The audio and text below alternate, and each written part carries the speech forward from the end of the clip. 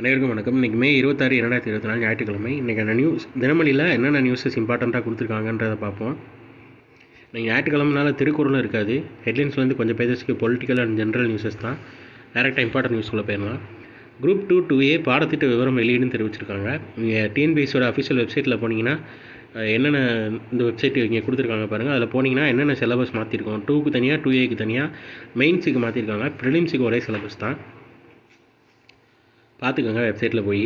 தகைசால் தமிழர் விருதை இனி தமிழ் வளர்ச்சித்துறை வழங்கும்னு அரசு அறிவிப்பு வெளியிட்டிருக்காங்க. தகைசால் தமிழர் விருதை இனி தமிழ் வளர்ச்சித்துறை வழங்கும் என்று தமிழக அரசு தெரிவித்துள்ளது. முன்னதாக இந்த விருதை வழங்கும் பணி பொதுத்துறையிடம் ஒப்படைக்கப்பட்டிருந்தது அப்படின்னு தெரிவிச்சிருக்காங்க. எந்த துறைக்கு மாறி இருக்குன்றதை பார்த்து வச்சுக்கோங்க.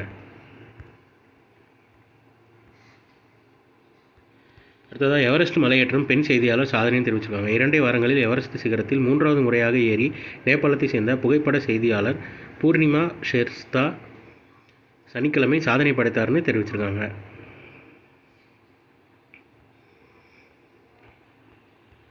அடுத்ததாக கேன்ஸ் திரைப்பட விழா. அனுஷ்யா சென்குப்தாவுக்கு சிறந்த நடிகை விருது வழங்கியிருக்காங்க. பல்கேரியா நாட்டு இயக்குனர் கேன்ஸ்டன்டின்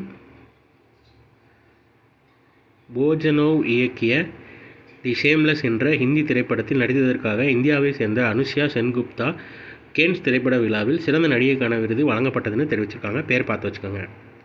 ஸோ இன்றைக்கான நியூஸஸ் அவ்வளோதான். இதோட ஷார்ட்டட் வெர்ஷனாக 1 மினிட் கரண்ட் அஃபேர் நம்ம சேனலில் இருக்குது. வேணுறவங்க யூட்டிலைஸ் பண்ணிக்கோங்க. ஸோ மேலும் இன்னொரு நியூஸில் சந்திப்போம். தேங்க்யூ.